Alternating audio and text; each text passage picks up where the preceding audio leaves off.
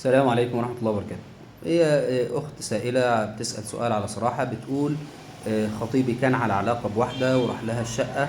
هو اعترف لي بكده لما حسسته بالأمان، واحدة واحدة اعترف لي بكل حاجة، بس أنا اتقفلت منه، قرفت منه جدا ومش حاسة معاه بالأمان.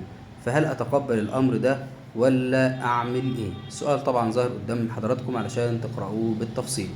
طبعا احنا بننصح اي ولد واي بنت محدش يحكي لحد عن ماضيه اطلاقا، وحرام ان احنا نسأل حد عن ماضيه.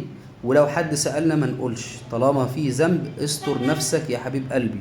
هي تسألك قول لها مفيش في قلبي غيرك، هو يسألك قول له مفيش في قلبي غيرك. طالما احنا هنخلص لبعض وهنمشي على الصراط المستقيم بلاش ننبش في الماضي.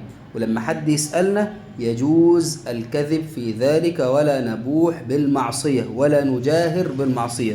ربنا سبحانه وتعالى بيغفر، وزي ما انتم حضراتكم شايفين الإنسان مش بيغفر. فالحل هنا نعمل ايه علشان نتجاوز الموضوع ده؟ لو انت حاسة ان انت طول الوقت هتبقي شاكة فيه وهتتهميه بالخيانة، يبقى من الأول نقطع أو نقفل الباب ده وما نكملش في علاقة زي دي. وانت مخطئة ان انت سألتيه على حاجات زي كده وقعدت تستدرجيه لما حكالك كل حاجة، او ان انت شايفة ان هو تاب واناب ورجع لربنا سبحانه وتعالى وانت مش هيأثر على حياتك ولا هتشك فيه بعد كده. فنكمل ونكمل فترة خطوبة لقينا الامور مستقرة وتمام، وننسى الموضوع ده تماما.